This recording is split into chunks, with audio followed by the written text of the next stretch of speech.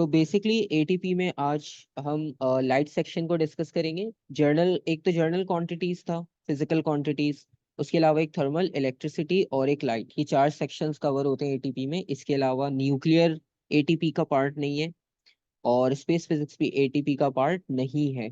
ठीक है। तो अच्छा, ये लाइट और लेंसेज हैं। और इसमें क्योंकि लेंसेज में हमने ऑलरेडी लेंसेज के बारे में इतने सारे क्वेश्चंस प्रैक्टिस किए हैं, थ्योरी आप लोग सब कर चुके हो, सबको आइडिया है। तो उसमें आपने देखा था कि वो प्रैक्टिकली परफॉर्म किया जा सकता है, उसकी वीडियोस अवेलेबल है। हमने टोटल इंटरनल रिफ्लेक्शन की भी वीडियोस देखी हैं और रिफ्रैक्शन भी परफॉर्म किया जा सकता है। उसका एक्सपेरिमेंट इस तरह से होता है, मैं आपको दिखाता हूँ। इस तरह से ये प्लेन रिफ्लेक्शन का प्रैक्टिकल इस तरह से होता है। हम प्लेन मिरर सामने रखते हैं, यहाँ पर आपको इस पिक्चर में नजर आ रहा होगा कि इस प्लेन मिरर में जो पिक्चर है वो आपको नजर आ रही है। तो इसको हम वर्टिकल रखते हैं और वर्टिकल रखने के बाद आपको जहां जहां पर वो पिक्चर नजर आती है मिरर के थ्रू, वहां पर आप इन पिंस को फिक्स कर देते हो। और फिर जब आप पिंस को रिमूव करके और इनके एंगल मेजर करोगे तो आप ये देखो, ये भी 60 आया है, ये भी 60।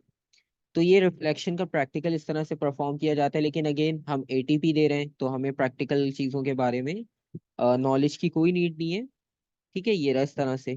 मिरर को परपेंडिकुलर रखते हैं पेपर के तो रिफ्लेक्शन आपको इस तरह से मिलती है। अब ये जो लाइन है ये आपको इसकी रिफ्लेक्शन शो कर रही है। तो इस तरह से आप इसी मार्किंग करके और एंगल ऑफ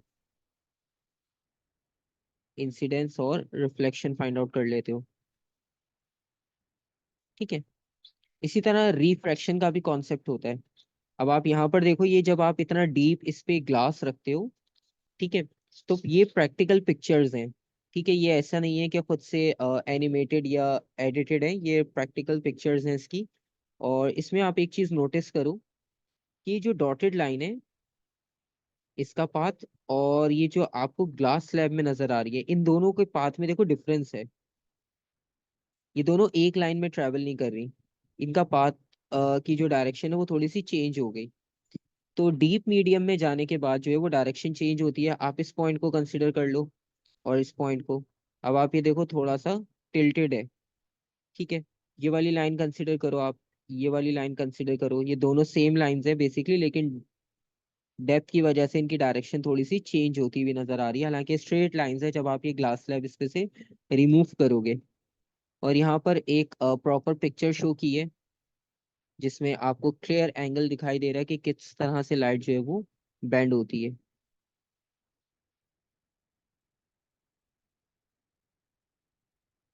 तो यहाँ पर भी आप देख सकते हो कि अवे जाने के बाद लाइट ने कितना ज्यादा बेंड किया है।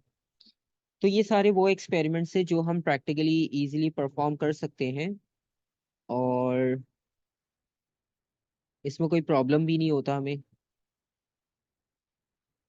अब इससे रिलेटेड जो थ्योरी है वो आपको पता है कि रिफ्लेक्शन में angle of incidence angle of reflection के इक्वल होता है। ये सारे वीडियोस लिंक है, ये फाइल आपको सेंड कर दूंगा, आप चाहो तो वैसे ही प्रैक्टिकली परफॉर्मेंस देखने के लिए इन्हें देख सकते हो, अदरवाइज नीड नहीं है।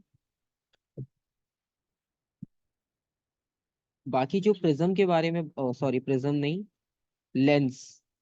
अब लेंस के लिए भी हमने काफी सारे क्वेश्चंस देखे हैं, रियल वर्चुअल और ये सारी चीजें। लेकिन क्वेश्चन इतने टिपिकल नहीं होते जितने हम इसमें देख रहे हैं कि चीजें आपको शायद इतनी मुश्किल लगे। और ये सारी चीजें अभी अभी सब थ्योरी में पढ़ चुके हैं अपनी प्रिपरेशन के लिए, तो ये चीजें सबको याद हैं। तो इसलिए हम इसको इतना ज्यादा रिवाइज नहीं करेंगे दोबारा से, ये सब चीजें सबको पता है।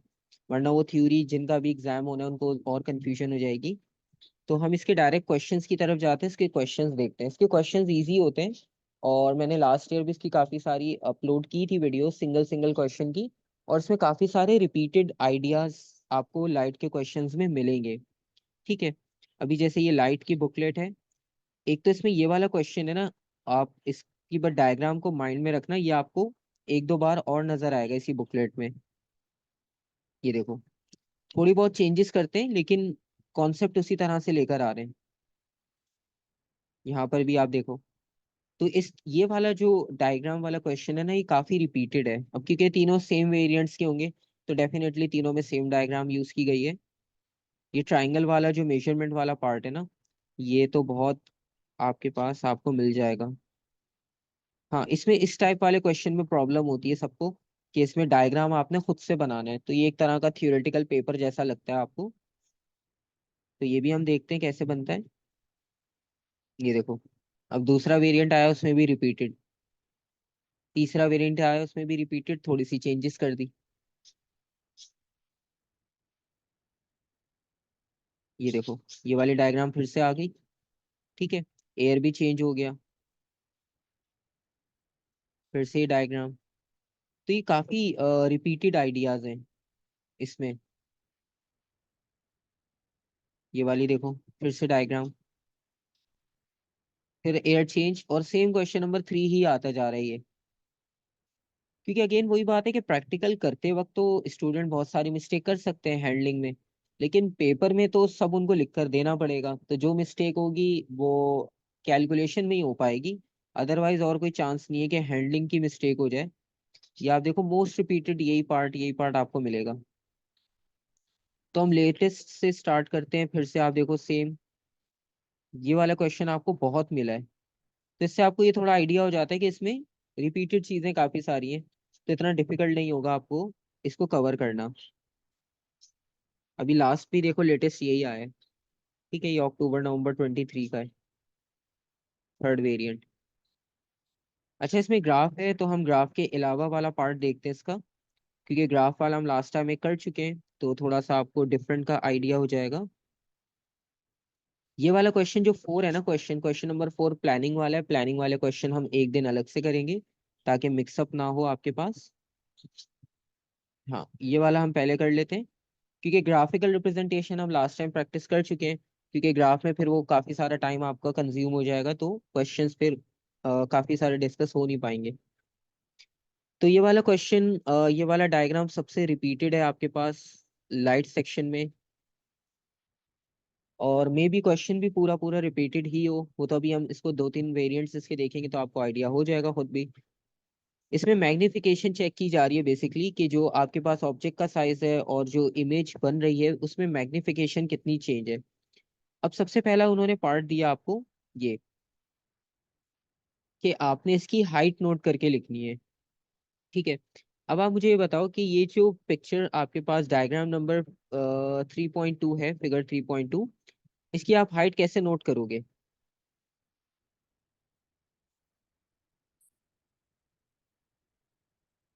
सिर्फ आपने हाइट मेजर करनी है, आप कैसे मेजर करोगे? कोई फॉर्मूला नहीं है, कोई कैलकुलेशन नहीं है, एटीपी में याद रखना, कोई फॉर्मूला कोई कैलकुलेशन खुद से ऐड करने की नीड नहीं होती हमें। ना क्वेश्चन की डिमांड है, ना रिक्वायरमेंट है कहीं पर भी। बस आपने प्रैक्टिकली सोचना है कि अगर आपने प्रैक्टिकली इसकी ये लेंथ हाइट मेजर करनी हो, तो प्रैक्टिकली आप कैसे मेजर करते? रूलर से करेंगे। ठीक है, बिल्कुल सही, स्केल या रूलर से। तो आप, अब ये तो मेरे पास स्क्रीन है, मैं इसको जूम आउट करूंगा, लेंथ छोटी हो जाएगी, जूम इन करूंगा तो लेंथ इंक्रीज हो जाएगी। लेकिन फिलहाल मैं इसको मैं थोड़ा सा, हाँ, इसी जूम इन पे मैं मेजरमेंट लिख देता हूँ। ठीक है, क्योंकि मार्किंग स्कीम में कोई, आपको पता है जो आंसर होगा वो पेपर आपके पास फिजिकली जब आएगा तो उसका तो साइज चेंज नहीं कर सकते। ठीक है, लेकिन मेरे पास क्योंकि स्क्रीन है अभी, और इस पे मैं जूम इन जूम आउट करूंगा तो डेफिनेटली वैल्यूज चेंज हो जाएंगी। अभी फिलहाल जो मेरे पास, अब मैं इसका जूम सेम रखूंगा क्योंकि इससे रिलेटेड जितने भी पार्ट्स होंगे फिर हम इसी स्केल पे सॉल्व कर रहे होंगे। ठीक है, ये मुझे मिल रहा है 1.8। ठीक है, मेरे पास ये आंसर आ रहा है 1.8 सेंटीमीटर। क्योंकि अगेन मेन कॉन्सेप्ट क्या है, सॉल्व कैसे करना है। रीडिंग्स आंसर्स का कोई इशू नहीं है, वो तो आपको पता है, जब आप मेजर करोगे तो वो आप ऑब्जर्व करोगे। तो इसको हमने रूलर से मेजर करना है, और ये मेरे पास 1.8 सेंटीमीटर आ रहा है। मार्किंग स्कीम भी चेक कर लेते हैं, कोई इशू नहीं है, वो आप चेक कर लेना। तो बेसिक आइडिया यही है कि सॉल्व कैसे करना है, मेजर कैसे करना है। उसके बाद वो कह रहे हैं फिगर 3.1 पर आप देखो कि उसे जो ड्रॉ किया गया है वो 1/10 स्केल है, मतलब उसकी एक्चुअल लेंथ अगर 10 है तो हमने उसे 1 सेंटीमीटर का ड्रॉ किया है। ठीक है, मतलब एक्चुअल लेंथ पेपर पे ड्रॉ नहीं कर सकते, क्योंकि ये एक्सपेरिमेंट जब परफॉर्म करेंगे तो उसमें काफी डिस्टेंस पे चीजें सेट की जाती है, पूरी ऑप्टिकल बेंच होती है। लेकिन पेपर पे एग्जैक्ट लेंथ नहीं मेजर कर सकते क्योंकि पेपर छोटा है। तो उन्होंने कहा कि ये वाली जो डायग्राम है आपके पास, ये डायग्राम 1/10 पार्ट है ओरिजिनल साइज का। ठीक है। और 1/10 का मतलब अब ये है कि आपने डिस्टेंस यू मेजर करना है।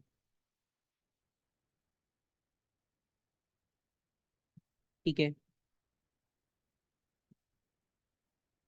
और अब हम देखते हैं कि डिस्टेंस यू आपके पास कितना होगा। अब अगेन आइडिया सेम है कि आप जब इसे मेजर करोगे तो मेजर करने के लिए आप अगेन रूलर ही यूज करोगे, क्योंकि स्ट्रेट लाइन है, स्ट्रेट लाइन को हम रूलर से मेजर कर सकते हैं। और अब हम इसकी मेजरमेंट देख लेते हैं कितनी आती है।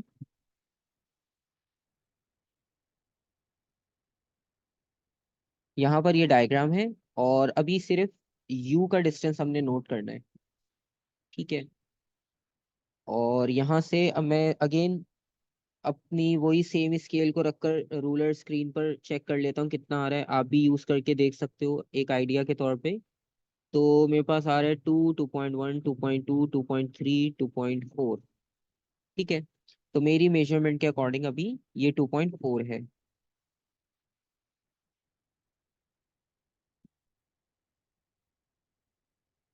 इसे भी मैंने रूलर से मेजर किया है।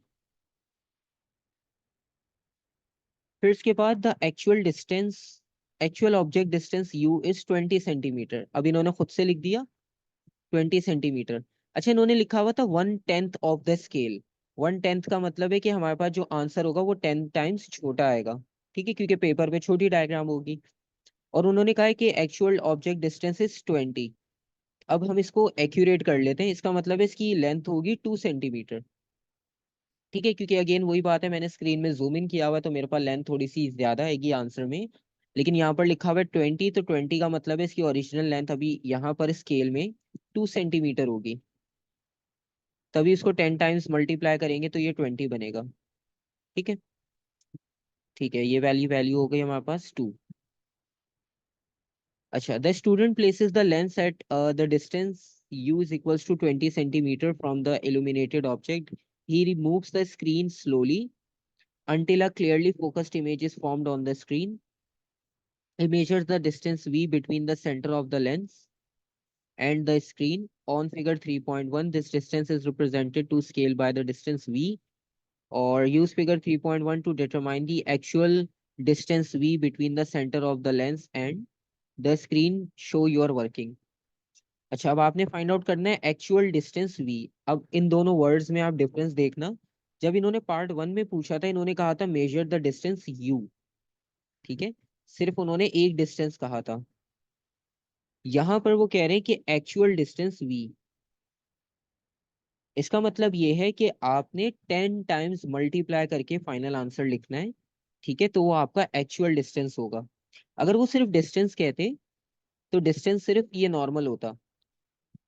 लेकिन उन्होंने कहा एक्चुअल। एक्चुअल का मतलब है ये वाली इंपॉर्टेंट बात हो रही है यहाँ पर कि 1/10 है वो, तो आप उसे 10 टाइम्स इंक्रीज करके लिखोगे। अब अगेन लेट्स सपोज हम यहाँ से इसे मेजर करते हैं। ठीक है। और ये अब दोबारा आपको रूलर यूज करना पड़ेगा ये लेंथ मेजर करने के लिए। अगेन आप स्क्रीन पे रूलर रख के सेंटीमीटर्स में अगर इसे मेजर करते हो तो अभी मेरे पास ये आंसर आ रहा है 9.5। ठीक है। तो मेरे पास 9.5 आ रहा है। डेफिनेटली ये 9.5 से कम ही होगा क्योंकि मैंने जूम इन किया हुआ है अगेन सेम। तो ऑन पेपर वैल्यू आ रही है 9.5। ठीक है। ये पेपर है, सॉरी, ये वैल्यू है ऑन पेपर। लेकिन जब इसे एक्चुअल करेंगे तो उन्होंने कहा शो योर वर्किंग। तो शो योर वर्किंग हम यहाँ पे 9.5 को 10 से मल्टीप्लाई करेंगे। और उसका रीजन ये है क्योंकि क्वेश्चन में मेंशन था 1/10 डायग्राम ड्रॉ की है। तो एक्चुअल करने के लिए इसको मल्टीप्लाई बाय आप 10 कर दोगे। इसका मतलब ये होगी 95 सेंटीमीटर एक्चुअल लेंथ। तो एक मार्क आपको वर्किंग का मिलेगा, एक मार्क आपको लेंथ नोट करने का मिलेगा। अगर वर्किंग नहीं शो की, सिर्फ लेंथ लिख दी, 1 मार्क मिलेगा क्योंकि उन्होंने कहा है कि वर्किंग आपने शो करनी है, तो उसका वो आपको 1 मार्क देंगे। ठीक है। तो एक तो ये पार्ट हो गया, और उसके बाद calculate and record in table 3.1 magnification am using the equation this. ठीक है, ये आपके पास इक्वेशन है, इक्वेशन आ गई। तो बस अब आपने कैलकुलेशन करनी होगी, यहाँ पर जो मिसिंग वैल्यूज है उनको कंप्लीट करना है। अब इसमें आप देखो v और u को डिवाइड करोगे तो मैग्निफिकेशन आ जाएगी। ठीक है, और अब इसमें पहले वाली रॉ में तीन चीजें मिस हैं। ठीक है, the student measures the height of the image, उसने image of height, height of image note की, और रीडिंग उसने टेबल में मेंशन कर दी, और इसके लिए भी रेशियो आपके पास लिखा हुआ है। ठीक है, अब इसमें प्रॉब्लम क्या है कि हमें v की वैल्यू नहीं पता, तो हम m भी फाइंड नहीं कर पा रहे। ठीक है, अब ये v की वैल्यू कहाँ से आएगी, अभी हमने ऊपर लिखी थी।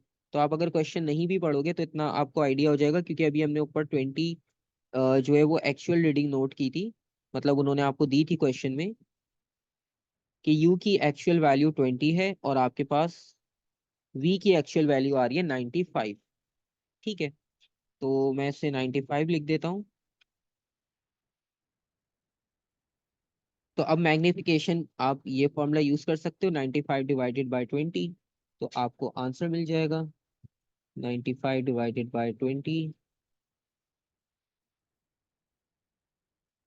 4.75।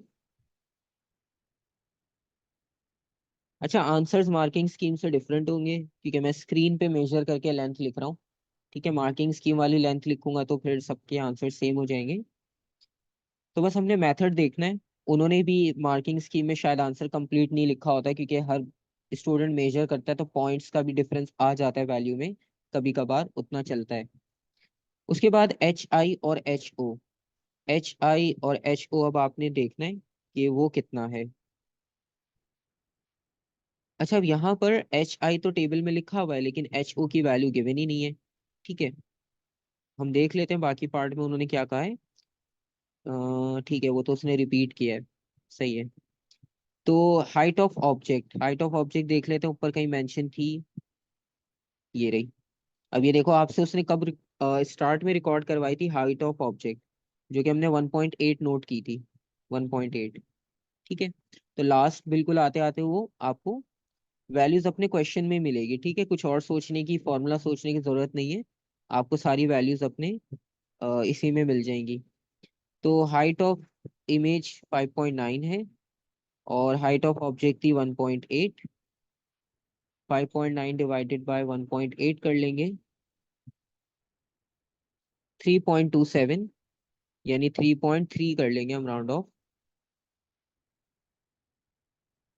अच्छा, मैंने इसको 3.3 क्यों किया, तो इसमें ये होता है कि आप जो वैल्यूज फॉलो उन्होंने लिखी है ना, आप उसी पैटर्न को फॉलो करो। उन्होंने एच आई और एच ओ को दो सिग्निफिकेंट फिगर्स में लिखा है, आप भी दो में लिखो। ठीक है, अब एच आई एच ओ ये सब दो सिग्निफिकेंट में। अब एम की वैल्यू उन्होंने तीन सिग्निफिकेंट में लिखी है, 1.16, तो मैंने भी 4.75 लिख दिया। ठीक है, तो पैटर्न जो है वो मैच हो जाता है। अब वी की वैल्यू मेरे पास राउंड ऑफ आई है, तो मैं ज्यादा से ज्यादा इसको 95.0 लिख सकता हूँ, क्योंकि इससे आगे मेरे पास कोई डेसिमल था नहीं।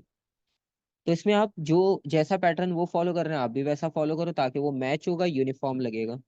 ठीक है, तो वो सिग्निफिकेंट फॉलो भी आपके माइंड से कॉन्सेप्ट क्लियर हो जाएगा कि हमने कहाँ करना है, कहाँ नहीं करना। अच्छा, अब ये फाइनल पार्ट है आई थिंक इस क्वेश्चन का। हाँ, ये दो पार्ट्स हैं इसमें। अच्छा, उसने रीडिंग रिपीट की, और अब u का डिस्टेंस 30 है, जैसे हमने सेकंड रॉ में देखा ही था, और उसने मैग्निफिकेशन जो है वो फाइंड आउट की। अब कह रहे हैं state whether the results agree with the suggestion, और सजेशन ये था कि another student suggest that the magnification m is equals to. अच्छा, इन्होंने फॉर्मूला दिया था m का ये वाला। ठीक है, जो कि डिस्टेंस था एक्चुअली, v इमेज का डिस्टेंस था, और u जो था वो ऑब्जेक्ट का डिस्टेंस था लेंस से। लेकिन दूसरे स्टूडेंट ने सजेशन ये दिया कि मैग्निफिकेशन जो है वो एच आई और एच ओ होना चाहिए। ठीक है, हमने जैसे थ्योरी में पढ़ा था तो उसमें भी एच आई और एच ओ से मैग्निफिकेशन बनती है। ठीक है, लेकिन अगेन पहले देख लेते हैं वो क्या पूछ रहे हैं। Justify your answer, justify your statement by reference to the result. अब जो भी आप यस और नो लिखोगे ना, उसका रेफरेंस इस रिजल्ट को देखते हुए बताना है। कोई थ्योरी नहीं अप्लाई करनी। ठीक है। अब आप ये देखो कि v और u, जब आपने v और u को डिवाइड किया, क्योंकि उसने पहला फॉर्मूला तो यही बताया था v डिवाइडेड बाय u, तो मैग्निफिकेशन आई 4.75। और जब आपने v डिवाइड बाय u दोबारा से किया सेकेंड रीडिंग में, तो आपके पास रीडिंग ये आई। और इसी तरह से अगर आप एच आई और एच ओ में देखो,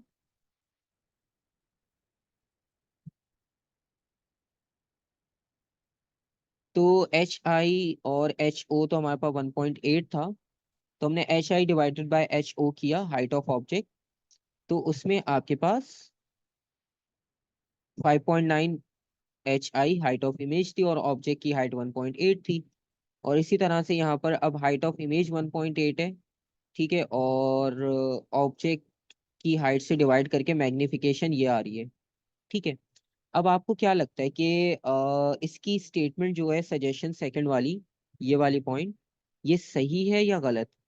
वैसे थ्योरेटिकली हमने पढ़ा हुआ है उसके हिसाब से तो सही है, लेकिन अगेन आप अगर यस लिखोगे तो चलो एक मार्क तो मिल जाएगा, क्योंकि आपको थ्योरी में आपने पढ़ा हुआ है। लेकिन जस्टिफाई करने के लिए आपको इसी टेबल का रेफरेंस लेना पड़ेगा, और वो आप रेफरेंस करके बताओ कि क्या आंसर होना चाहिए इस क्वेश्चन का।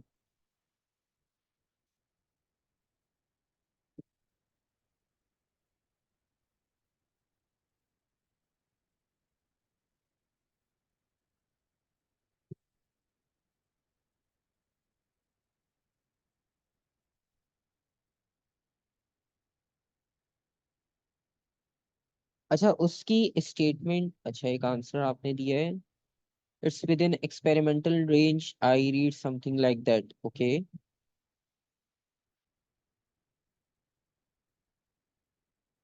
अच्छा, एक आंसर आपने दिया कि एक्सपेरिमेंटल रेंज। अब एक्सपेरिमेंटल रेंज का मतलब अगेन वही है कि आपका जो डिस्टेंस है वो एक तो इतना हाई था कि आप उसका 10th पार्ट ले रहे हो। ठीक है, एक तो वो प्रॉब्लम हुआ।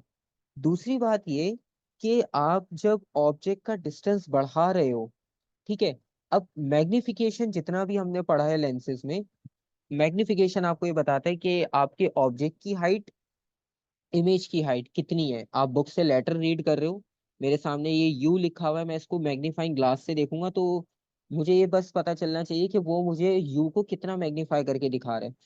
मैं ओरिजिनल यू और मैग्नीफाइड यू को कंपेयर करूं तो मुझे रेशियो पता चल जाए कि कितना मैग्नीफाई है, that is called magnification, simple. अब इसमें क्या है कि height of, sorry, distance of object from lens, distance of image from lens, इससे मैग्निफिकेशन आपको नहीं मिल पाएगी। क्यों? क्योंकि आप डिस्टेंस कंटिन्यूअसली चेंज कर रहे हो, लेकिन ओरिजिनली अगर आप देखो तो ऑब्जेक्ट की हाइट तो चेंज नहीं हो रही। आपके पास अगर 2 सेंटीमीटर का ऑब्जेक्ट है वो 2 का ही रहेगा, उसका आप डिस्टेंस कुछ भी रखो, उसकी हाइट पे तो इफेक्ट नहीं आ रहा। आपका काम तो मेन पर्पस यही है कि आप उसकी इमेज देखना चाहते हो वो कितनी मैग्नीफाई करता है। ठीक है। आपके पास 3 तरह के ग्लासेस हो, ठीक है, जो जिनकी आई साइट वीक हो, आप उनके 3 डिफरेंट ग्लासेस रखो, 3 अलग अलग पावर्स के। आप उनसे जब उनको देखोगे, उससे ऑब्जर्व करोगे किसी ऑब्जेक्ट को, तो आपको जितना हाई पावर का ग्लास होगा वो उतनी ज्यादा मैग्नीफाइड पिक्चर दिखाएगा। ठीक है। उससे आपकी आई का और लेंस के कांटेक्ट डिस्टेंस का कोई इफेक्ट ही नहीं हो रहा।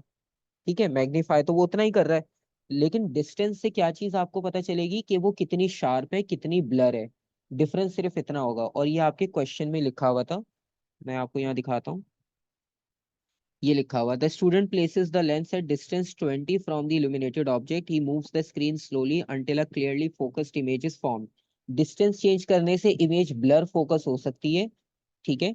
जैसे प्रोजेक्टर की एग्जांपल है, प्रोजेक्टर में क्या होता है कि अगर आप प्रोजेक्टर को उसमें 2 तरह के वो फोकस दिए होते हैं, वर्टिकल भी हॉरिजॉन्टल भी, और एक फ्रंट पे लेंस का फोकस होता है। तो वो बेसिकली क्या करता है, वो इमेज को शार्प और ब्लर कर रहा होता है बेसिकली। ठीक है, मतलब आप वो क्या करता है, या तो इमेज को थोड़ा सा आगे ले आता है या पीछे। ठीक है। तो जो भी आपकी रूम की डायमेंशन है उसके अकॉर्डिंगली वो उसको फोकस और ब्लर कर रहा होगा। तो बेसिकली हो क्या रहा है कि उसके अंदर जहां पर लेंस फिट है, जहां पे सोर्स फिट है, वो तो चेंज नहीं हो रहे, ना उसका साइज चेंज हो रहा लेंस का और ऑब्जेक्ट का। सिर्फ उस फोकस से क्या हो रहा है, ब्लर शार्प इमेज हो रही है।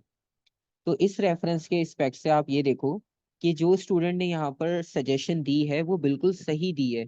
क्योंकि डिस्टेंस चेंज करने से उन्होंने खुद लिखा हुआ है कि आपका सिर्फ ब्लर पॉइंट और फोकस पॉइंट चेंज हो रहा है। ठीक है, तो स्टेटमेंट उसकी सही है।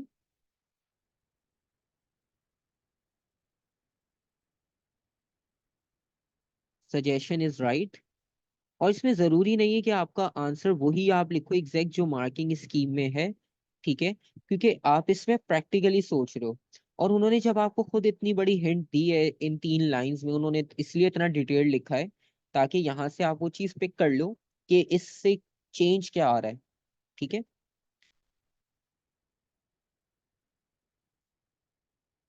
तो यहाँ पर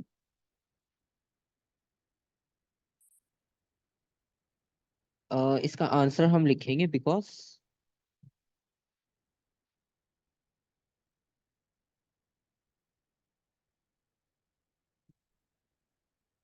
height of object is constant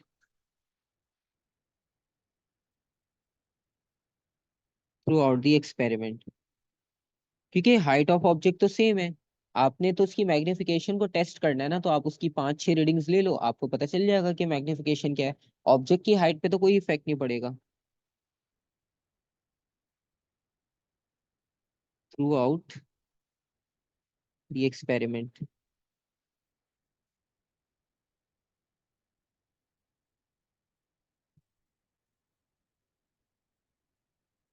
और अगर चाहो तो आप इसको थोड़ा एक्सटेंड कर सकते हो। एंड चेंजिंग डिस्टेंस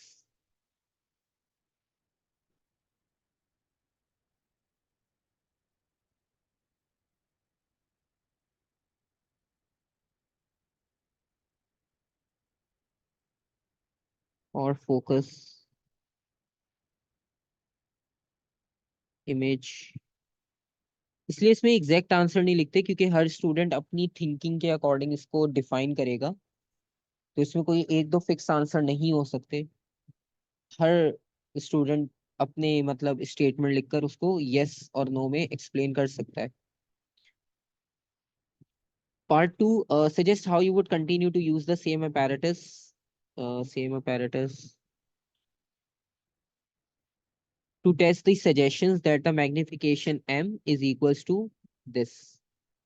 ठीक है, अब ये चीज यहाँ पर हमें पता चल गई। ठीक है, अगर आपको देखो इसका फर्स्ट पार्ट आप देखो ना और सेकंड पार्ट, तो सेकंड पार्ट में उन्होंने इनडायरेक्टली हिंट दी है कि पहली वाली स्टेटमेंट यस होगी। तभी उन्होंने सेकंड वाले पार्ट में उसको एच आई और एच ओ करके लिखा है, लेकिन पूछा ये कि how would you continue the same apparatus to test the magnification. तो हिंट आपके क्वेश्चन में आपको मिलती है, बस आपने उसको पिक कैसे करना है ये आप पर डिपेंड करता है। तो अब इसमें बेसिकली होगा क्या कि इसने सिर्फ 2 रीडिंग्स ली हैं। ठीक है, उससे आपको कुछ इतना क्लियर हो नहीं रहा क्योंकि आप इस चीज को भी इतना क्लियरली डिफाइन नहीं कर पा रहे क्योंकि इसने रीडिंग्स ही 2 ली हैं। एटलीस्ट 5 या 10 रीडिंग्स होती तो हम क्लियरली एक एवरेज वैल्यू चेक कर लेते हैं मैग्निफिकेशन की। ठीक है, तो अब हम क्या करेंगे, डिस्टेंस चेंज करेंगे और उसके बाद एटलीस्ट 5 रीडिंग्स कर लेंगे या इसमें 3 रीडिंग्स और ऐड करके इसको 5 कंप्लीट कर देंगे। तो आपके पास ये कॉन्सेप्ट कंप्लीट हो जाएगा।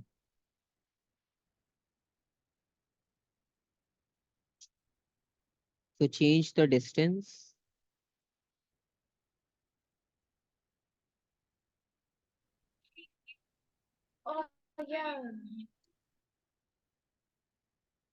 distance of object u from the lens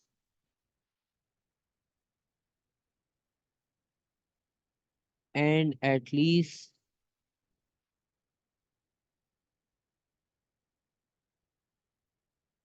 take 5 readings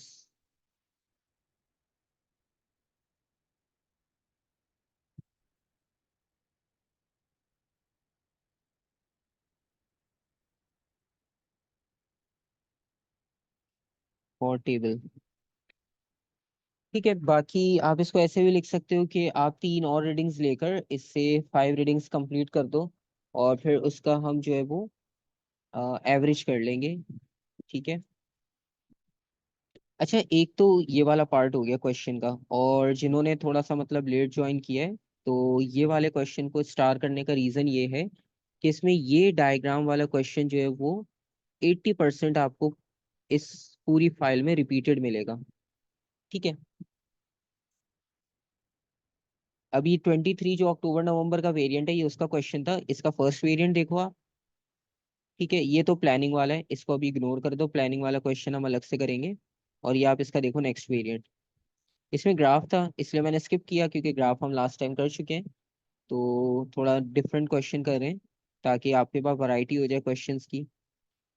और अभी स्टार्ट में मैं ये चीज़ दिखा रहा था कि काफ़ी सारे क्वेश्चंस आपको सेम डायग्राम पे ही मिलेंगे। या तो ये डायग्राम्स आ रही हैं कि पूरी रे डायग्राम कंप्लीट करनी है आपने, अदरवाइज आपके पास ये देखो, ये सेटअप आपको बहुत बार मिलेगा। सेम हाइट नोट करनी है, हाइट नोट करनी है। ठीक है, ये देखो तीनों क्वेश्चंस में सेम। तो ये क्या तो लेंस के क्वेश्चंस आ रहे हैं, वरना डायग्राम के क्वेश्चंस आ रहे हैं। लाइट में सिर्फ ये दो रिपीट हो रहे हैं एटीपी में। ठीक है, तो अब हम जो है वो एक डायग्राम वाला पार्ट करते हैं। ठीक है, लेटेस्ट वाले में से पहले देख लेते हैं।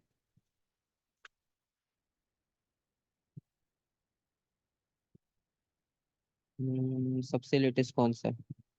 एक मिनट, पहले स्क्वायर वाला करते हैं, क्योंकि इसकी स्टेटमेंट बहुत लेंदी देते हैं ये।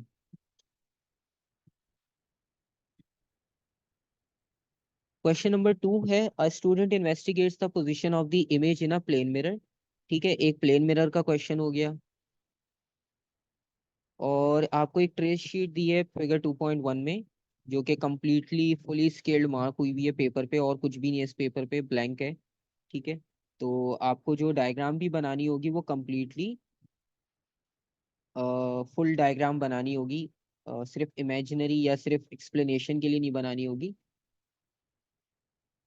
तो एक तो ये कॉन्सेप्ट हो गया। अब इनकी ये स्टेटमेंट्स को आप थोड़ा सा सुन के और माइंड में रखना है आपने, ताकि आपको ड्रॉ करते वक्त ये चीज़ क्लियर हो कि हम क्या चीज़ ड्रॉ कर रहे हैं। ऊपर कुछ भी नहीं था हमारे पास। ठीक है, ऊपर सिर्फ उन्होंने कहा कि एक प्लेन मिरर है, ट्रेस शीट है, बस इससे ज़्यादा कुछ भी नहीं है। और उसके बाद अब फर्स्ट पॉइंट उन्होंने लिखा है, the line M R shows the position of the plane mirror. ठीक है, एम आर जो है वो प्लेन मिरर को शो कर रहा है।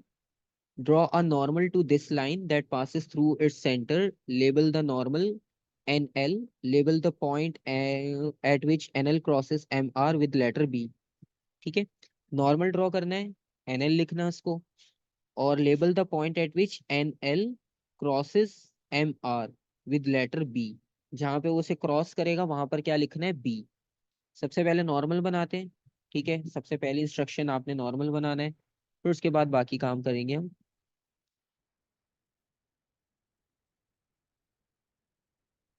Normal through MR।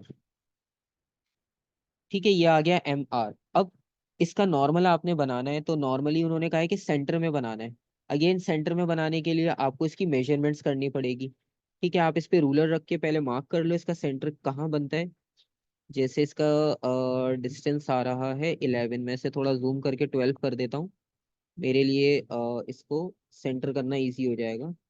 आपके पास ये फैसिलिटी नहीं होगी एग्जाम में कि आप जूम इन करके राउंड ऑफ कर लो उसे। खैर, मैंने इसे सेंटर करके यहाँ पे इसका सेंटर आ गया, और इसे हम मार्क करते हैं नॉर्मल। और उन्होंने कहा था कि आप इसे एन और एल से मेंशन करना, और जहाँ पे ये इंटरसेक्ट कर रहा है वहां पर आप पॉइंट बी लिख देना। ठीक है, इंस्ट्रक्शन यही थी। और ये आपके पास फर्स्ट पार्ट हो गया। अब होगा कुछ भी नहीं, बस ये कहेगा P4 P3 से एक इंसिडेंट लाइट आएगी, दूसरी तरफ वो रिफ्लेक्ट होगी। भाई यही करवाएगा वो आपसे, रिफ्लेक्शन। ठीक है, पहला काम हो गया 1 मार्क के लिए। अब सेकंड पार्ट है, draw a line of 7 centimetre. बस ये थोड़ी सी इंस्ट्रक्शंस ऐड करते रहेंगे कि 7 सेंटीमीटर की ही होनी चाहिए, from B at an angle of incidence 30 degree. अब आपके पास वो प्रोटेक्टर भी होना चाहिए डी, जिससे आप एंगल 30 मेजर कर सको। और ये बताओ कि प्रोटेक्टर सबको यूज करना आता है या नहीं। अगर नहीं आता तो फिर मसला होगा थोड़ा सा, फिर मैं उसको एक्सप्लेन कर दूंगा। अगर सब लोगों को आता है यूज करना, तो फिर तो अच्छी बात है। अगर किसी को नहीं आता वो मेंशन कर दे, चैट में भले कर दे, तो मैं उसे सिखा दूंगा कैसे करते हैं। और उसके बाद वो कह रहे हैं कि draw a line 7 centimetre long from B at an angle of incidence 30 degree to the normal below M R, ठीक है, and to the left of the normal, label the end of this line A. तो 7 centimetre की line draw करनी है from B. पहले आप B देख लो diagram में दोबारा से था कहाँ पे, ठीक है। अब बी आपके पास मिड पॉइंट है जो अभी उन्होंने हमसे ड्रॉ करवाया था, ठीक है।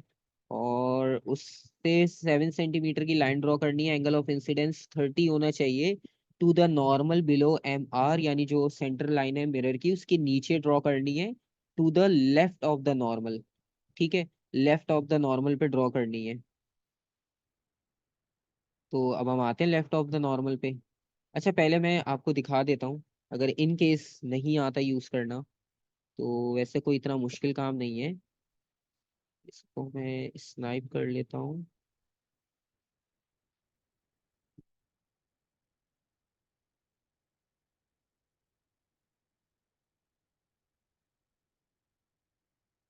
और इसको एंगल फाइंड आउट करते हैं। ये फिजिकल करवाने में अच्छा रहता है, ठीक है। 1 मिनट।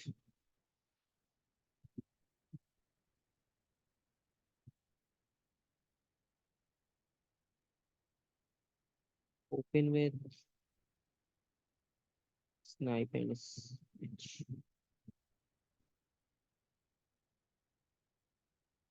अच्छा, ये आपके पास डायग्राम है, ठीक है। इस पे उन्होंने कहा कि 7 सेंटीमीटर की लाइन ड्रॉ करनी है, वो तो हम कर लेंगे, लेकिन उससे पहले क्या इंपॉर्टेंट चीज है, 30 डिग्री ढूंढना है आपने, ठीक है। 30 डिग्री आप कैसे ढूंढोगे, मेरे पास थोड़ा सा वो प्रोटेक्टर उस तरह का नहीं आएगा जिस तरह से आपके पास होता है सेमी सर्कल, वो इजी होता है उसमें मार्क करना। उसमें कैसे करते हैं कि जैसे आपने यहाँ पे रखा है डी को, ठीक है। तो आपके पास, आपने उसे यहाँ प्लेस किया, उसमें से आप 10, 20, 30 ढूंढोगे और वहां से लाइन ड्रॉ कर दोगे, मतलब वहां एक पॉइंट लगाओ, डी को रिमूव करो, वहां से एक लाइन आप स्केच कर दो, ठीक है। ये होता है नॉर्मल तरीका। अब क्योंकि मेरे पास थोड़ा सा डिफरेंट टाइप का रूलर है, तो फिलहाल समझाने के लिए मैं बता देता हूँ कि आप यहाँ पे रखोगे जैसे बिल्कुल परपेंडिकुलर, उसमें से आपने 10, 20, 30 डिग्री देखने, उसकी डी के ऊपर भले रीडिंग कुछ भी लिखी हो, मैं वो भी आपको दिखा दूंगा कि कैसे कह रहा हूँ मैं। अब इसको हम रोटेट करेंगे, तो मेरे पास तो ये ऑटोमेटिक दिखा रहा है ना, तो मेरे लिए तो प्रॉब्लम नहीं है। ये 30 हो गया, ठीक है। तो यहाँ से मैं इसको ये सेंटर है, तो इसको 7 सेंटीमीटर की लाइन हमने ड्रॉ करनी है, ठीक है। एंगल को अभी आपने नोटिस नहीं करना क्योंकि मैं इसको रूलर को स्ट्रेट लाइन के लिए यूज कर रहा हूँ, ठीक है। तो आपने इस तरह से ये काम करना है, ये रीडिंग आपकी कंप्लीट हो जाएगी, ठीक है। और नेक्स्ट चीज ये कि जब आप इसको प्रैक्टिकली रूलर्स पे कर रहे होगे, तो मैं वो भी दिखा देता हूँ आपको।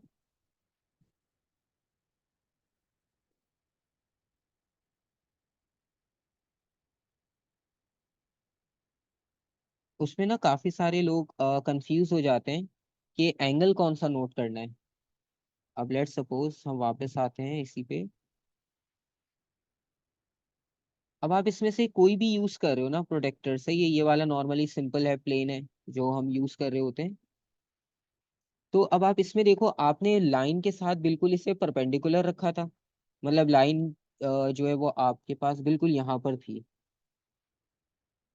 ये आ गई लाइन यहाँ पर, ठीक है। आपने इसके साथ यहाँ पे लाइन के साथ इसको रखा बिल्कुल फ्लैट प्लेन सरफेस के साथ। और उसके बाद नेक्स्ट आपने ये करना है कि उसपे कुछ भी लिखा हुआ उसका कोई प्रॉब्लम नहीं है, आपने नॉर्मल से एंगल मेजर करना होता है, डायग्राम थ्योरी में हमने सीखा है। तो ये आपका नॉर्मल है, और नॉर्मल से अब आपने 10, 20, 30 काउंट करना है, ये आपका 10 हो जाएगा, ठीक है।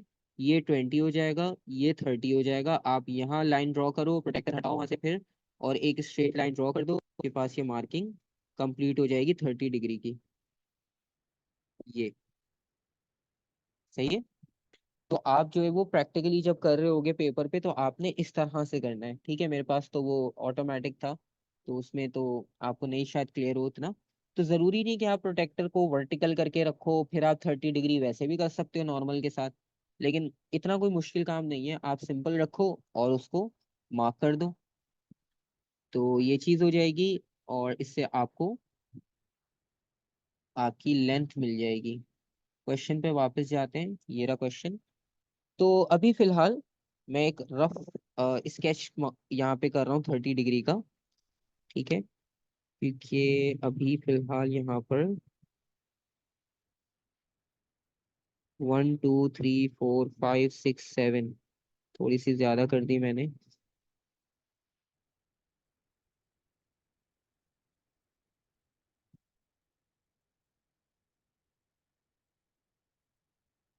अगेन वही, मेरे पास तो जूम इन है थोड़ा सा, तो इस वजह से मेरे पास 7 सेंटीमीटर यही बन रहा है। और उसके बाद उन्होंने क्या इंस्ट्रक्शन दी थी कि आप इसे, एंगल 30 था, मैं इसको 30 लिख देता हूँ, ये मैंने 30 कर दिया।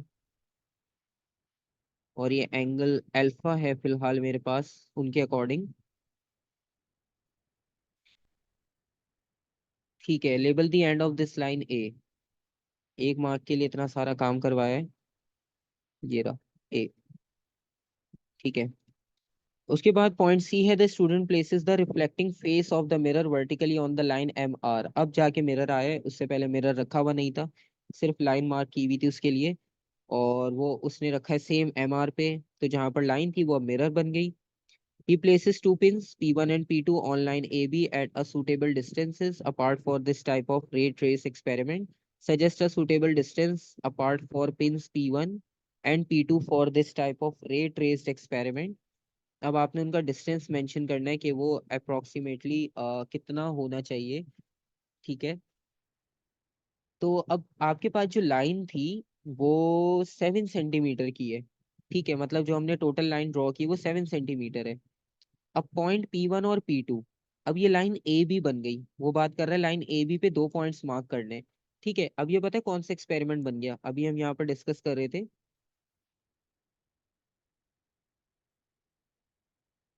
ये वाला, ठीक है।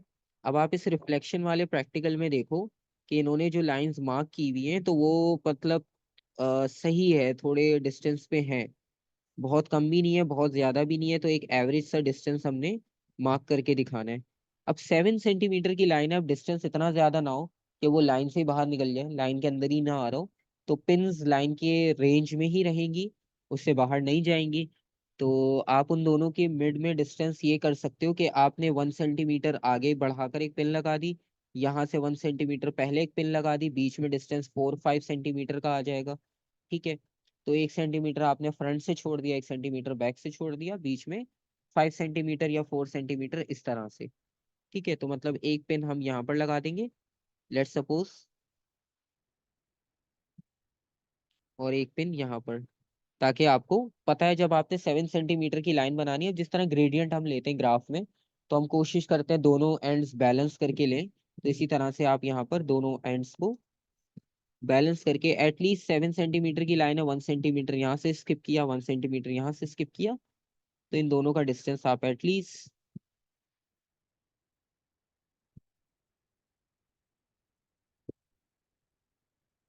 4 या 5 सेंटीमीटर ले लोगे। और state the reason for your suggested distance, ठीक है। अब अगेन वही बात, अभी हमने यहाँ पर बात की कि अगर मैं स्पिन को, ये जो मैंने दूसरा पॉइंट लगाया है, इसको मैं हटाकर यहाँ पर ले आऊं,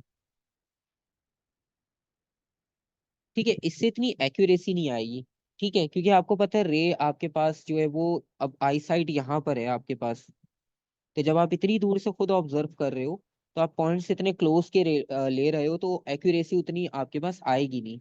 तो एक्यूरेसी बनाने के लिए आप क्या करोगे, इसे डिस्टेंस को दूर ही लोगे, ताकि आपके पास पॉइंट्स की एक्यूरेसी, एक्सपेरिमेंट की एक्यूरेसी भी मेंटेन रहे। अच्छा, इसके लिए ना एक बुकलेट है, कहाँ गई, एक मिनट में आपको दिखाता हूँ, उसमें सारे पॉइंट्स लिखे हुए हैं ऑलरेडी।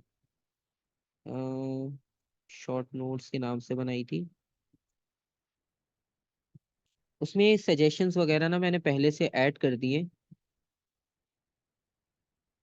जैसे ये सेफ्टी प्रिकॉशंस हैं इलेक्ट्रिसिटी के, ये स्पेसिफिक हीट कैपेसिटी के हैं, कूलिंग रेट ऑफ वाटर। इसमें से कुछ चीज़ें भी करेंगे हम क्योंकि प्लानिंग वाले क्वेश्चन में भी आती हैं। इंसुलेटर कौन सा पिक करना है, रिफ्रैक्शन ऑफ लाइट, रिफ्लेक्शन आ गया, ठीक है। और रेजिस्टेंस, टेम्परेचर, इस तरह से इनके ना कुछ सजेशंस लिखे हुए हैं। सब तो कवर नहीं हो पाएंगे क्योंकि अगेन एक्सपेरिमेंट में कोई भी पॉइंट किसी भी तरह से पूछ सकते हैं, लेकिन कुछ आपको रीड करके आइडिया हो जाएगा। तो अब हमने डिस्टेंस इतना ज़्यादा इसलिए रखा है ताकि आपकी एक्यूरेसी इंक्रीज हो जाए, और दूसरा रीज़न ये है कि लाइन अप करने में इजी हो जाएगा पॉइंट्स को।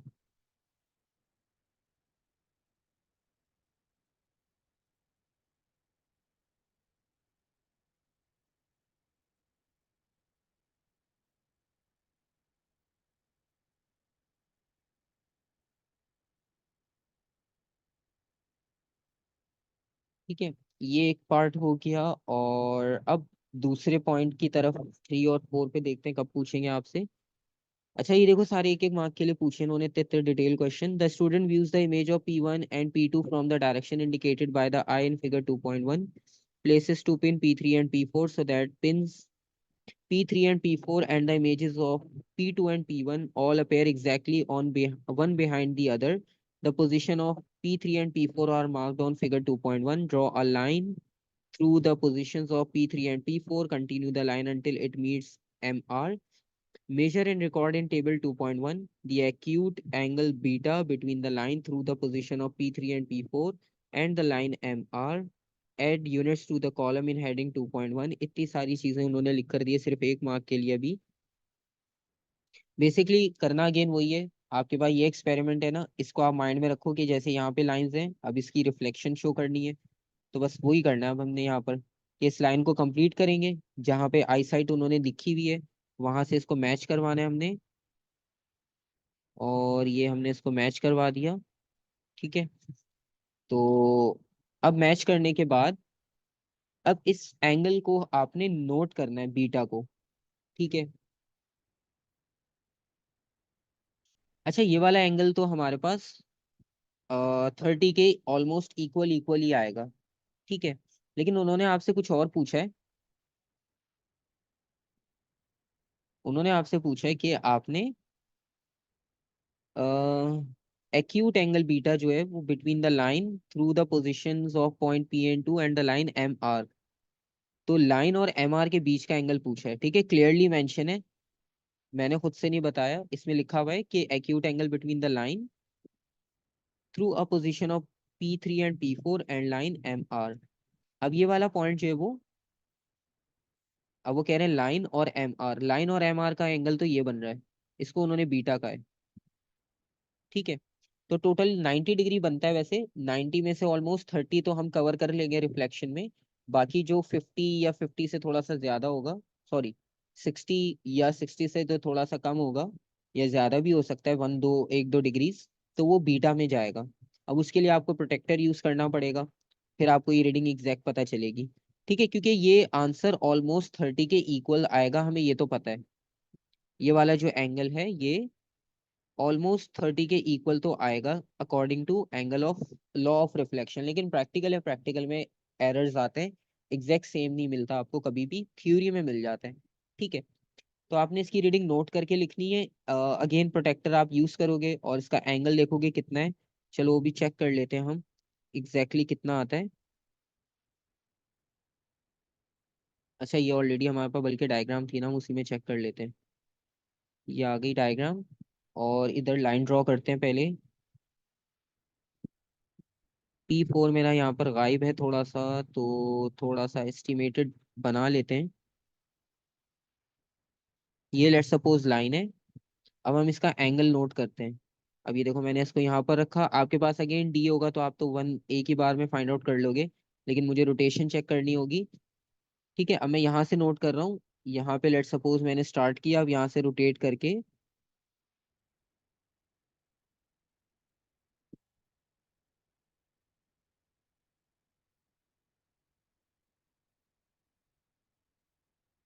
ये एंगल आ रहा है 50, अभी और आगे जा रहा है, अब ये आ गया 57। ठीक है, इसका मतलब है ये एंगल जो है वो 57 का है, 57 डिग्री आ रहा है। वापस जाते हैं वहां पर, ये आया 57।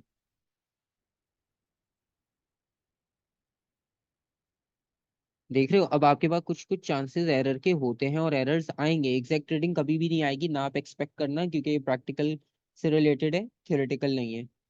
तो बीटा है 57, बीटा 57 लिखते हैं।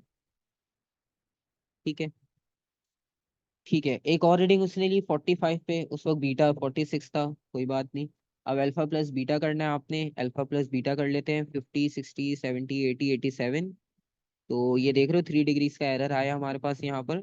इन दोनों को ऐड कर लेते हैं, 40, 40, 80, 85 और 91। इसमें 1 डिग्री ऊपर चला गया, तो ये आपके पास रीडिंग्स आ गई। ठीक है, क्लोज क्लोज है, इतना ज्यादा दूर भी नहीं है, इतना एरर आता है प्रैक्टिकल में। उसके बाद अब वो कह रहे हैं the student places the reflecting face of the mirror vertically on the line MR with the centre of the mirror at B.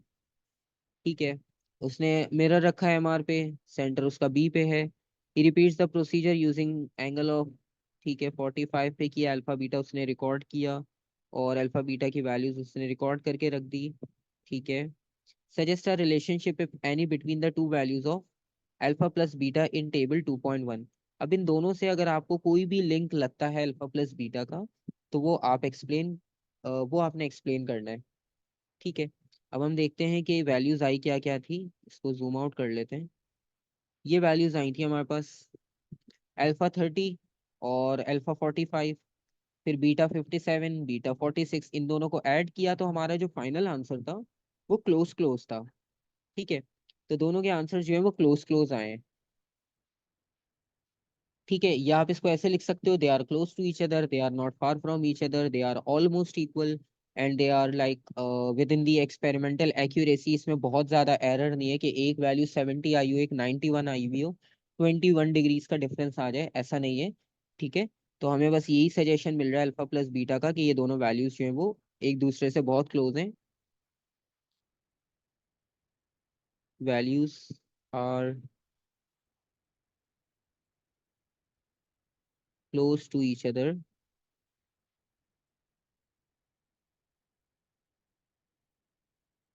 और वैल्यूज ऐसी भी नहीं है कि मेजर ना की जाए पेपर पे। ठीक है, विद इन आपके पास एक्यूरेसी आ रही है। In order to investigate further a possible relation between values of alpha and beta. ठीक है, और भी अगर कोई लिंक आप इसमें से निकाल सकते हो, more values are required, suggest the values of the angle of incidence alpha that the student could use. अब वो कह रहे हैं कि अगर और वैल्यूज आप यूज करना चाहते हो, ताकि आप और लिंक इसमें फाइंड आउट कर सको कि ये सही है या नहीं। अभी तो हमने दो वैल्यूज के साथ किया है, हो सकता है ये लिंक गलत हो।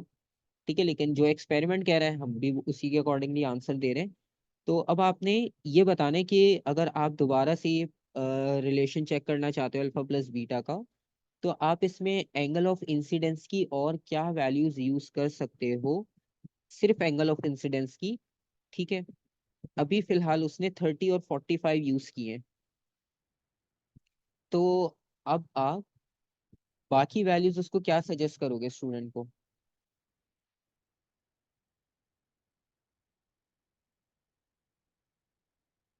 मैं तो इसको बोलूंगा बहुत है, बस आंसर आ गया, बस चले जाओ अब, खत्म।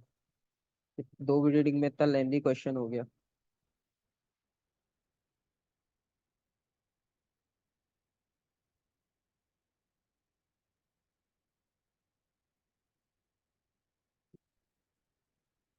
नहीं है किसी के पास कोई सजेशन स्टूडेंट के लिए, चला जाए वो?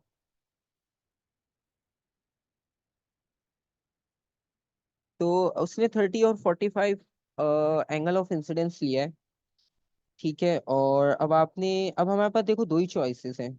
जो ये डायग्राम बन रही है, एक तो हम 90 से ऊपर जा नहीं सकते, 90 से ऊपर जाएंगे हमारा प्लेन ही चेंज हो जाएगा। ठीक है, फिर हम रिफ्रैक्शन वाले कॉन्सेप्ट में आ जाएंगे। तो एक तो ये कि 90 से लेस कोई भी रीडिंग ले ले, उसकी मर्जी। ठीक है।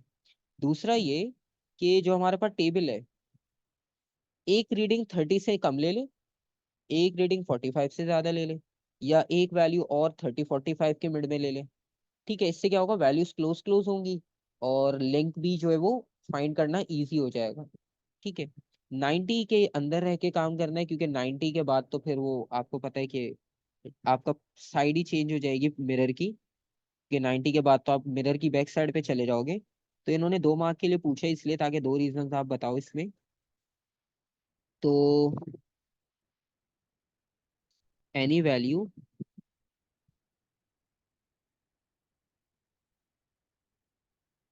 लेस देन 90 डिग्री, और एटलीस्ट कम से कम one value less than 30,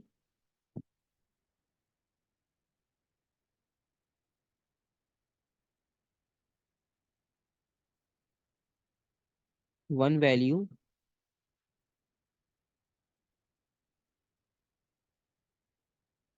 greater than 45, और आप चाहो तो और भी लिख दो, एंड वन बिटवीन 30 and 45।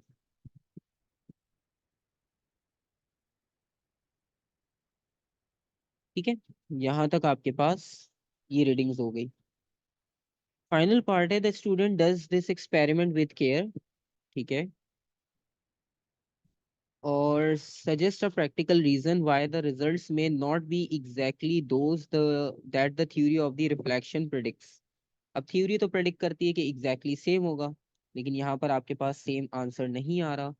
तो क्या लॉजिक होगी, क्या रीजन होगा?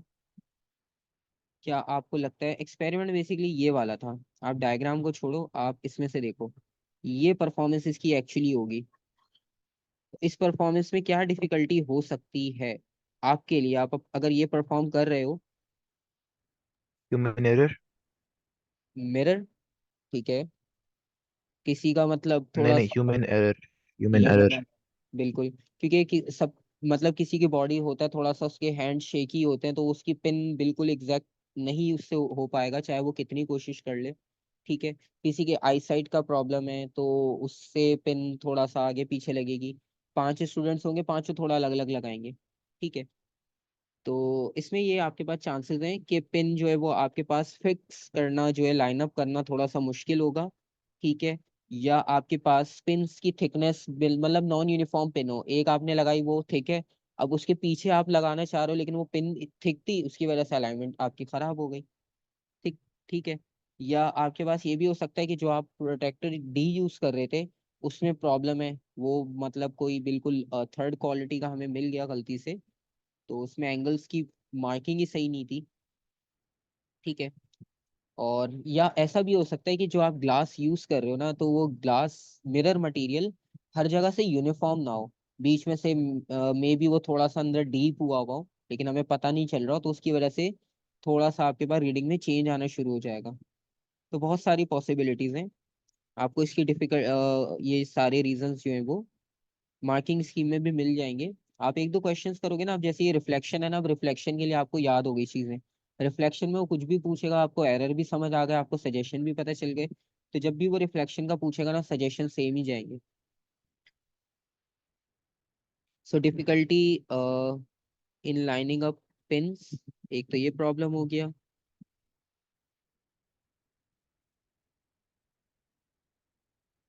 अब लाइनिंग अप पिन्स आप ड्यू टू ह्यूमन एरर भी लिख सकते हो, अब वो एरर किसी भी फॉर्म में हो सकता है। ठीक है। और एरर आपके पास थिकनेस ऑफ मिरर से भी आ सकता है।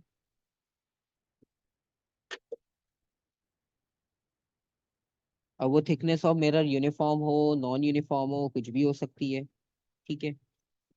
और प्रोटेक्टर का भी फॉल्ट हो सकता है, मतलब ये वो सारे पॉसिबल हैं जो आप लिख सकते हो, जिनके मार्क्स हैं मार्किंग स्कीम के अकॉर्डिंग। तो ये आप लिख सकते हो, इन सब पे आपको मार्क मिल जाएगा। अब आप इसको किसी भी तरह से इसकी स्टेटमेंट लिख सकते हो, वो आपकी चॉइस है। ठीक है। तो ये आपके पास एक क्वेश्चन हो गया। ठीक है। और ये अब ये डायग्राम से रिलेटेड था, एक हमने किया जिसमें सिंपल मेजरमेंट थी, और ये क्वेश्चन जो है वो आपके पास डायग्राम से रिलेटेड था। और मैं आपको दिखाता हूँ इसमें क्वेश्चंस किस तरह से हो सकते हैं।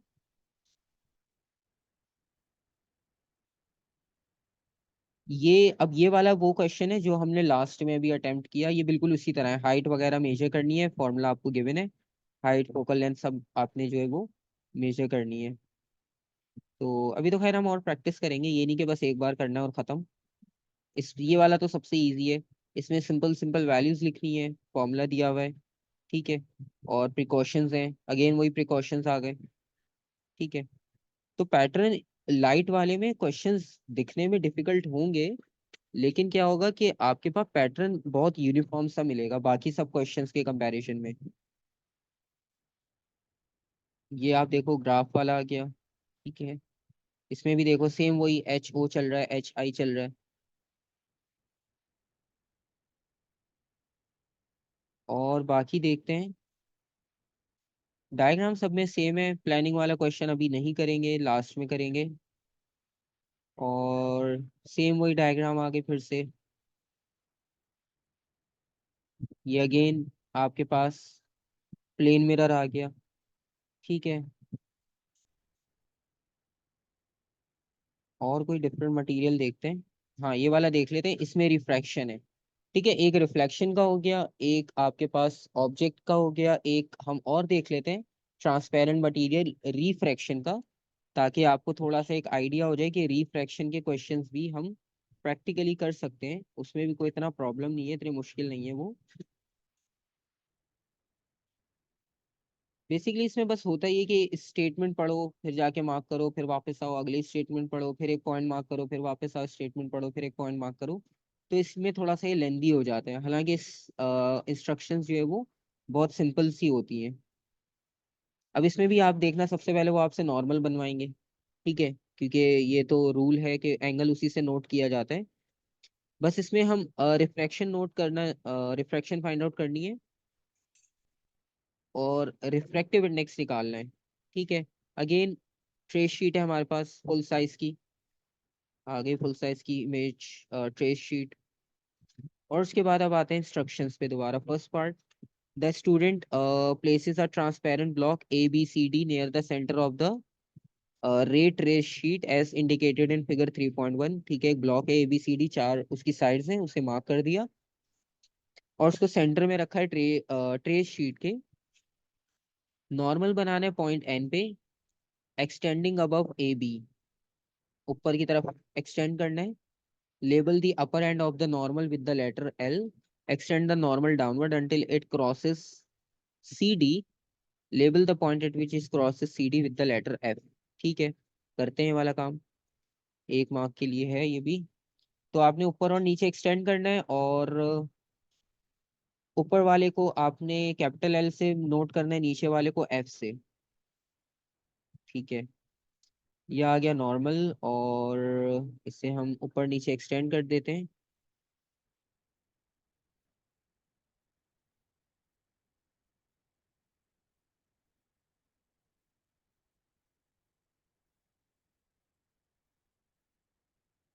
ठीक है, ये इंस्ट्रक्शन थी उसकी कि ऊपर आप एक्सटेंड करोगे ए बी से अबव उसे एल, और सी डी से बिलो एफ। हाँ ये इंस्ट्रक्शन थी। The student draws lines E N as shown in figure 3.1। ठीक है, उसने एक लाइन ड्रॉ की हुई है ई एन, जो कि अभी हम दोबारा जाके देख लेंगे on figure 3.1। Measure the angle theta 1 between the lines L N and E N. अब दोबारा से आपने थीटा मेजर करना है, थीटा मेजर करने के लिए आपको दोबारा से प्रोटेक्टर यूज करना पड़ेगा। ठीक है। और थीटा 1 ए एन से पूछा था ना उसने। E N, L N and E N, E N और एल एन, ठीक है। हाँ, यही एंगल फाइंड आउट करना है। थोड़ी सी लाइन मेरी यहाँ पे डिस्प्लेस हुई है, लेकिन कोई इशू नहीं। अब ये एंगल आपने मेजर करना है। अकॉर्डिंग टू मार्किंग स्कीम बता देता हूँ, 20 डिग्री के क्लोज क्लोज होगा, 19, 20, 21 कुछ भी हो सकता है, लेकिन इससे ज्यादा कम नहीं। मतलब आइदर ये 19 हो सकता है, यहाँ लिख देता हूँ, 19 हो सकता है, 20 हो सकता है, और 21 हो सकता है। ठीक है, हम एवरेज ले लेते हैं 20। मार्किंग स्कीम में ±1 है, यानी या तो 19 या तो 21। ठीक है, मेथड समझ आ गया। अब थोड़ा सा बस इसको क्विक करेंगे ताकि ये देख लें इसमें क्या चीज़ डिफरेंट है। 20 degree, the student places two pins P1 and P2 on line EN as shown in figure 3.1, suggests whether the two pins are a suitable distance apart for accurate ray tracing. Explain your answer. अब मिलता जुलता question पूछ रहा है reflection वाले की तरह से। ठीक है, अब वो कह रहे हैं कि suggest whether the two pins are at a suitable distance apart for accurate ray tracing. Statement बतानी है पहले, यस और नो, फिर उसको एक्सप्लेन करना है। ठीक है, ई एन, ये रहा ई एन, और इस पे ये दो पॉइंट्स आपके पास मार्क किए हुए हैं, एक ये रहा और एक ये रहा। अब इसमें क्या है कि अब इन दोनों पॉइंट्स को अगर आप देखो तो ये P1 और P2 N के थोड़ा सा क्लोज हैं, E से थोड़ा सा दूर हैं। ठीक है, मतलब या तो जैसे हमने किया था ना कि हमने E की तरफ से भी और N की तरफ से भी इक्वल डिस्टेंस रखा था। ठीक है, इनको भी कुछ ऐसा करना चाहिए था। तो इनका, इनके जो दो पॉइंट्स हैं ना, ये थोड़े से N के ज्यादा क्लोज हैं, E से थोड़ा सा दूर है। ठीक है, मतलब आप P1 को थोड़ा सा आप एक्सटेंड करके यहाँ मार्क कर देते एटलीस्ट यहाँ पे, तो फिर भी थोड़ा सा बैलेंस हो जाता। ठीक है, तो इसकी स्टेटमेंट होगी हमारे पास नो, क्योंकि अभी हम पिछले क्वेश्चन में ये चीज देख कर आए हैं कि आपने इसको जितना मैक्सिमम हो सके उतना मैक्सिमम लेना है। तो हमारा आंसर होगा नॉट सूटेबल, और रीजन हम लिखेंगे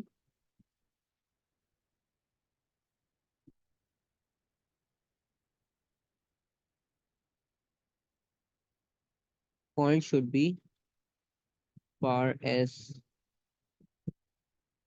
पॉसिबल।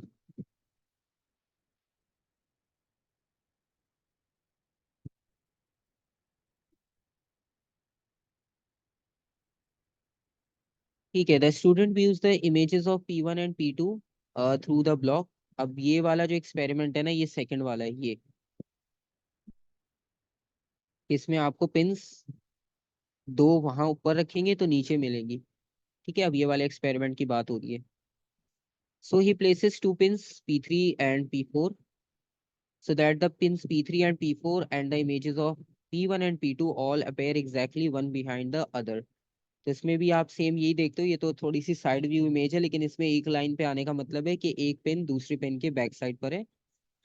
अब आपने करना क्या क्या है, draw the line through P3 and P4 extending the line until it meets NF। ठीक है, label the point at which this line meets NF with G। ठीक है, label the point at which this line crosses CD with letter H। ये भी हो जाएगा। Draw a line joining points N and H, ये करना है हमने। ठीक है, ये चार काम करने हैं, सिर्फ एक मार्क मिलेगा इसका। तो draw a line P3 and P4। ठीक है, P3 और P4 को हम एक्सटेंड करते हैं, P3 और P4 ये रहा।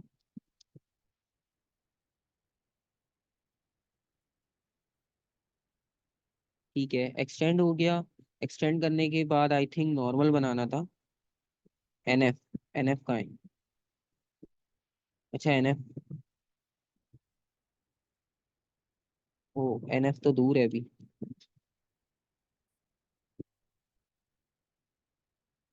NF ये रहा, ब्लू लाइन। ठीक है, NF को This is the one इसलिए, that came in my. I got full mark, but it really tired me out, and I was very slow for this. हाँ इसमें यही तो मसला है, इसमें ये हो कि इंस्ट्रक्शन सामने हो, पेपर इधर लेफ्ट साइड पे हो बुक की तरह, तो बस देख के मार्क करते जाओ। लेकिन ये इजी होते हैं, इसमें ना कोई ऐसा नहीं होता कि आपका मार्क्स कहीं मिस हो जाए। और उसके बाद कह रहे हैं कि मीट एनएफ और उसको मेंशन करना है जी लेटर से। ओके जी, ये जी हो गया, लेटर जी। उसके बाद line crosses C D with the letter H. अब उसको और ऊपर क्रॉस करवाना है, सी डी। सी डी कहाँ गई? अच्छा, सी डी से तो बल्कि कर चुका है, उसको क्या मेंशन करना था? एच। और N H, draw line joining N N H. H और एन एच, ठीक है। ये पॉइंट एच हो गया। अब एन एच को ज्वाइन करना है। हाँ, एन एच तो नजर आ गया, इसको भी ज्वाइन कर देंगे।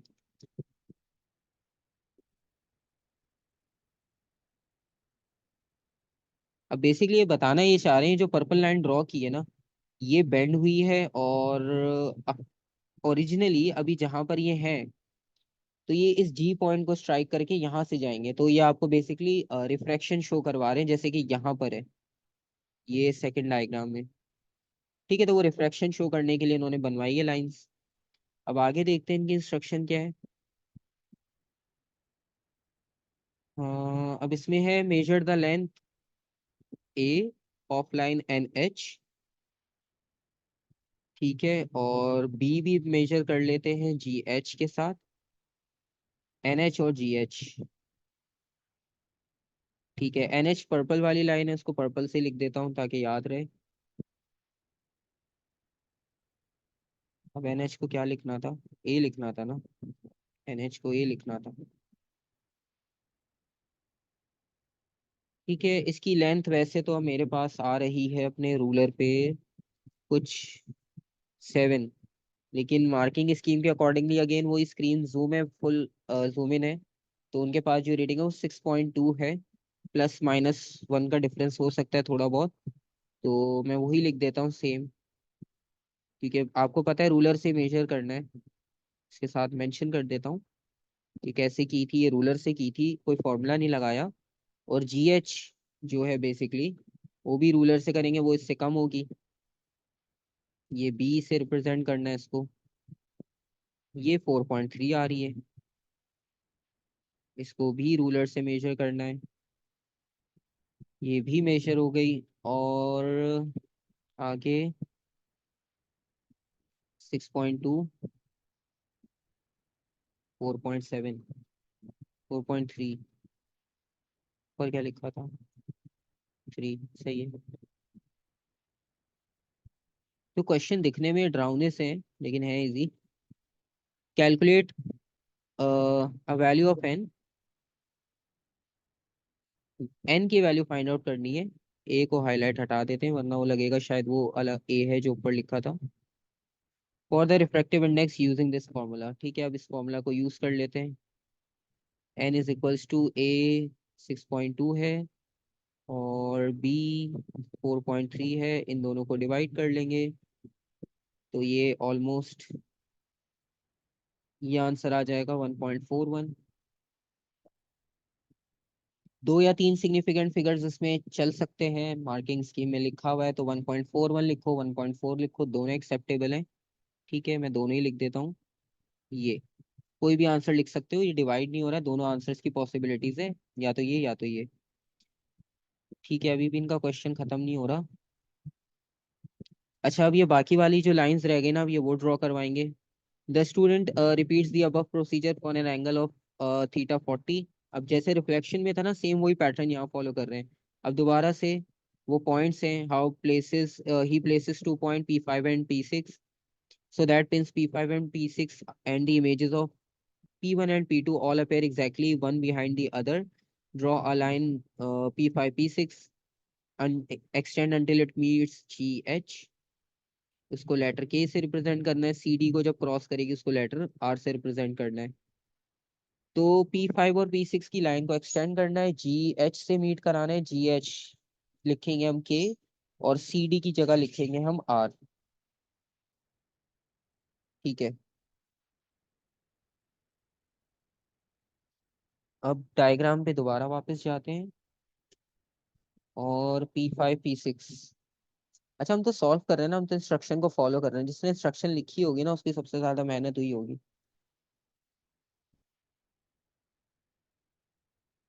ब्लू कलर ले लेते हैं।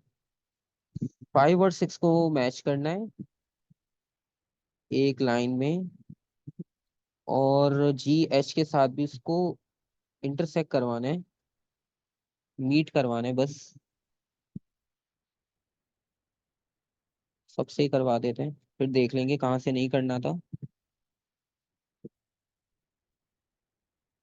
अच्छा, जी एच कहा था उन्होंने, एक GH कहा था, और दूसरे में क्या था, CD वाले पॉइंट को R लिखना है, GH वाले को K लिखना है।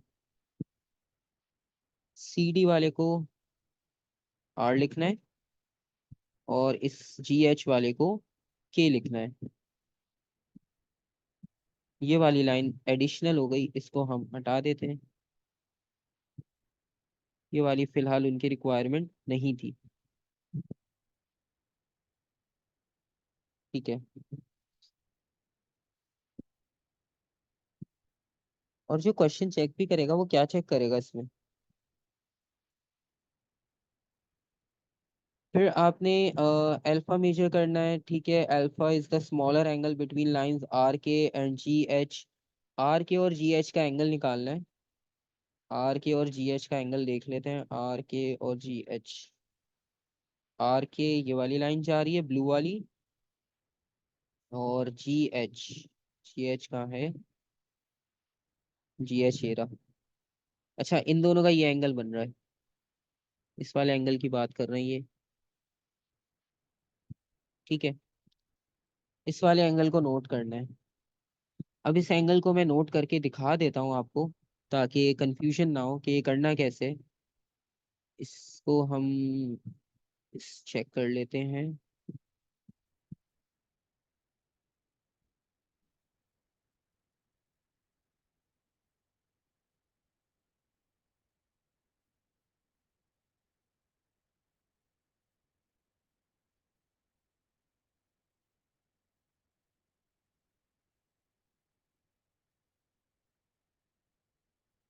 वापस आते हैं इस स्नाइप वाले पे, रूलर से चेक कर लेते हैं। अच्छा, अब इसमें क्या है कि दोनों लाइंस आपके पास टिल्टेड है। ठीक है, अब आपके पास तो प्रोटेक्टर होगा, तो आप प्रोटेक्टर को कैसे रखोगे, आप यहाँ पर रख सकते हो। ठीक है, इसका कलर चेंज करते हैं ताकि नजर आए कि हम बात किसकी कर रहे हैं। कलर्स कहाँ हैं इसके, पर्पल से कर लेते हैं। आपने यहाँ पे प्रोटेक्टर रखना है, और ये आपका सर्कल आ जाएगा। फिर यहाँ से आपने, ये 0 होगा, और यहाँ से आपने ये एंगल नोट करना है कितना आ रहा है। ठीक है, तो प्रोटेक्टर के साथ आपने वर्किंग ऐसे करनी है। और मैं आपको एंगल दिखा देता हूँ मेरे पास कितना आ रहा है। अब जैसे मैं स्टार्ट कर रहा हूँ, लेट सपोज यहाँ से, अब ये देखो मेरे पास ये 20 है। ठीक है, अब मैंने 20 से स्टार्ट किया है, मेरा 0 स्टार्टिंग पॉइंट नहीं है, मेरा 20 है। मैं 20 से इसको रोटेट करके, बल्कि मैं इसको यहाँ से लिखता हूँ ना ऐसे, मैंने इसको रेड के साथ रखा, ये 70 है। अब मैं इसको ब्लू के साथ अलाइन करूंगा,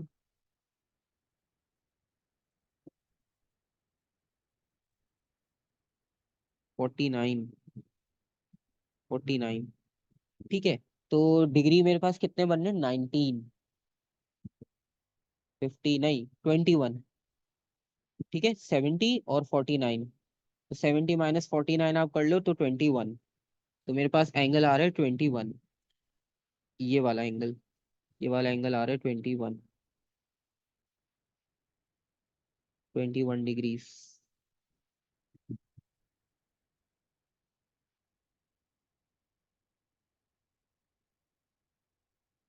ठीक है, और उसके बाद यार student suggest that the angle alpha should be equal to the difference between the angles theta 2 from E and the angle theta 1 from part A2।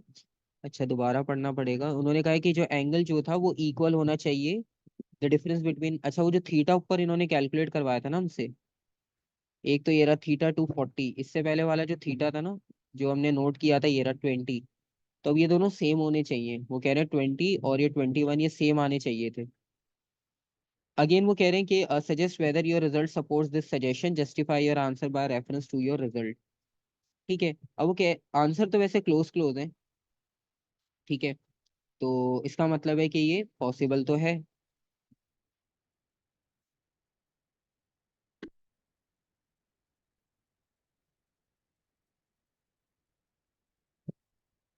क्योंकि दोनों वैल्यूज आपके पास बहुत क्लोज ही हैं।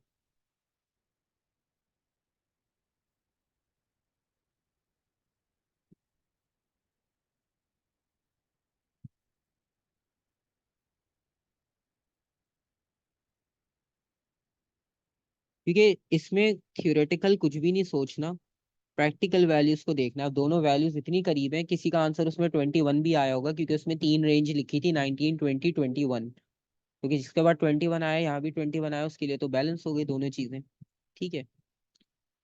और suggest a precaution which should be taken to ensure accurate results in this type of experiment। Again वही सारे precautions होंगे। ठीक है, कि आपके पास पिन को वर्टिकल रखना है आपने, थोड़ा सा भी टिल्टेड होगी एंगल खराब हो जाएगा। Pin should be vertical,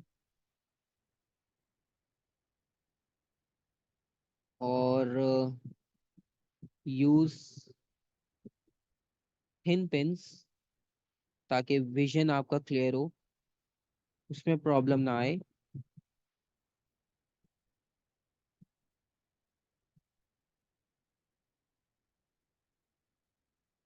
in lines on tracing paper, ज्यादा थिक होगी, एंगल में और मेजरमेंट में डिफरेंस आएगा।